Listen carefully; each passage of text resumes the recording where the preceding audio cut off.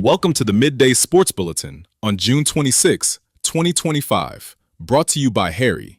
Don't forget to subscribe to the channel to stay updated with the latest football news. And now, here are today's top stories. Inter Milan advanced to the round of 16 at the FIFA Club World Cup. The first half of the Group E match between Inter Milan and River Plate at the Airclock World Cup 2025 kicked off at a high tempo, marked by intensity and fierce competition from the opening whistle. River Plate dominated possession and launched a series of short passing attacks, while Inter responded with quick counters down the flanks. Both sides had clear-cut chances early on. In the 13th minute, Franco Mastantuono unleashed a powerful long-range shot, forcing goalkeeper Sommer into a sharp save. Earlier, Inter's Christian Aslani also tried his luck from distance, but his strike flew well over the bar. Inter looked threatening from set pieces, but River Plate's backline held firm. The match grew tense with several hard fouls. Gonzalo Montiel and Alessandro Bastoni each received yellow cards for aggressive challenges. In the second half, Inter started brighter, pushing forward with more intent. In the 51st minute, Lautaro Martinez nearly broke the deadlock when his shot struck the post. Moments later, DeMarco came close, but his finish narrowly missed the target.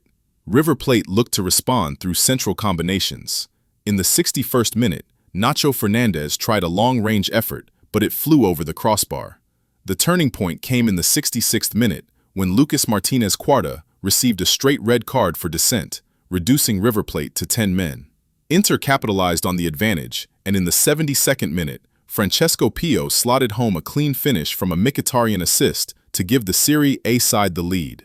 The remainder of the match was filled with fierce duels and numerous cautions, forcing the referee to flash yellow cards repeatedly. Gonzalo Montiel was eventually sent off in stoppage time after picking up a second yellow.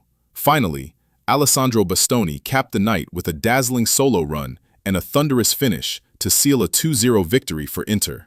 The result secures Christian Chivu's men a spot in the Club World Cup round of 16 as Group E winners. Monterrey also advanced, following a win over Urawa. Official.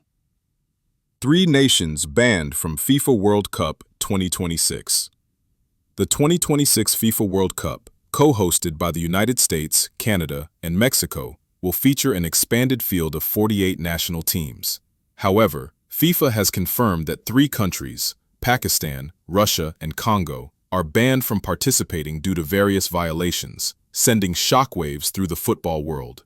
Pakistan's suspension stems from serious governance issues within their National Football Association. The Pakistan Football Federation, PFF, failed to ratify a revised constitution demanded by FIFA to ensure fair and democratic elections. As a result, FIFA suspended the PFF until a General Assembly formally adopts the new statutes. In Asian World Cup qualifiers, Pakistan finished bottom of Group G, reflecting both administrative turmoil and poor on-field performances. Russia remains banned due to geopolitical reasons, following the military campaign in Ukraine that began in February 2022.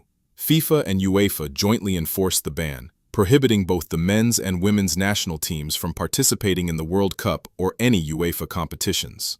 Congo's suspension was prompted by third-party interference in the operations of their football federation.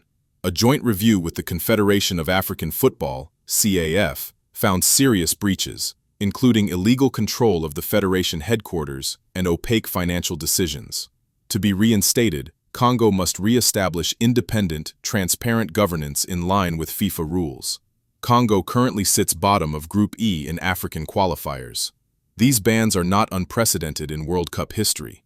Since 1950, at least 17 nations have been banned for rule violations. Germany and Japan were barred from the 1950 edition due to World War II. South Africa was excluded from 1970 to 1990 for apartheid. Mexico missed the 1990 World Cup for fielding overage players in a youth tournament. In more recent years, bans have also affected Iraq, 2008-2009, Nigeria, 2014, Indonesia and North Korea, 2015, Guatemala, 2016, Pakistan, repeatedly from 2017 to 2025, Chad, and Congo, 2022. Ronaldo to stay at Al-Nassr until age 42. Cristiano Ronaldo's future has been confirmed, with reports stating he's set to extend his contract with Al-Nassr until 2027, when he will be 42 years old. Transfer expert Fabrizio Romano broke the news on social media, writing, "Cristiano Ronaldo is set to sign a new deal with Al-Nassr as documents are being checked and final details discussed. The new contract could be for 1 or 2 years, likely until June 2027 if Cristiano wishes to continue. This is a major move by the Saudi Pro League to retain their biggest global star. Now 40 years old, Ronaldo joined Al-Nassr in January 2023, leaving Manchester United to sign a record-breaking deal at the time. Speculation had surfaced that Ronaldo might leave the club by next Monday. However, the Portuguese captain continues to deliver top-level performances. Over the past 2 seasons, he led the Saudi Pro League in goals, scoring 35 in all competitions during the 2024-25 campaign, including 25 in the league. Despite his individual brilliance, Al-Nassr has yet to win the league with Ronaldo, finishing 3rd last season. This led to rumors of a possible departure after 2 trophyless years. In early June, Ronaldo posted, "This chapter is closed," on social media following Al-Nassr's final match of the season. While on international duty with Portugal, whom he led to UEFA Nations League glory, Ronaldo admitted to receiving several offers from FIFA Club World Cup teams. However, after Portugal's win over Spain in the Nations League final on June 8th, he made it clear there would be no change to his club situation. When asked if he would stay at Al-Nassr, he simply replied, "Yes." Ronaldo, a 5-time Ballon d'Or winner, has had a legendary career. At Manchester United, he won 3 Premier League titles and the 2008 Champions League.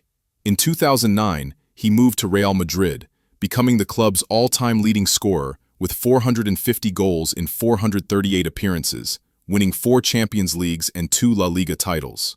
In 2018, he joined Juventus, winning 2 Serie A titles before returning to Man United in 2021. With Portugal, Ronaldo has scored a record 138 international goals and led the team to major titles, Euro 2016, UEFA Nations League 2019, and now again in 2024.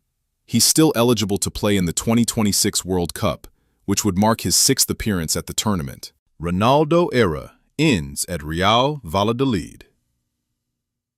As of June 25, Real Valladolid has entered a new chapter in its history. Gabriel Solá and X9 Sports Spain have completed their takeover of the club, bringing an end to the tenure of Brazilian legend Ronaldo Nazário as president, a reign often described as controversial and underwhelming. According to Marca, the deal was finalized in Madrid, with X9 becoming the majority shareholder, holding 54.36% of the club. Notably, Ben Oman, who owns 33.26%, will have decisive voting power through a private agreement with X9. The remaining shares are held by Agora, 9.65%, and minor stakeholders, including Valladolid City Council, 2.73%. This transaction officially ends a long period of ownership uncertainty. Last summer, Neto Tenero, who once competed with Ronaldo to buy the club in 2018, nearly sealed a deal himself. But it wasn't until Gabriel Solá and X9 arrived with concrete proposals and financial backing that the sale moved forward.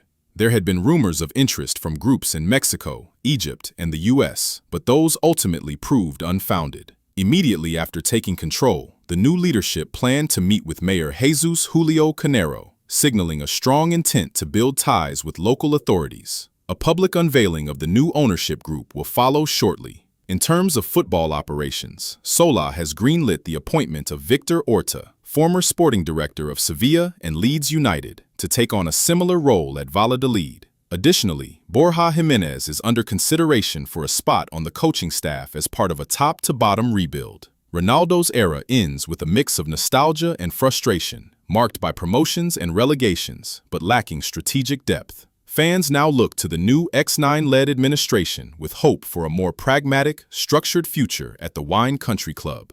That wraps up today's Midday Bulletin. Thank you for tuning in. See you next time.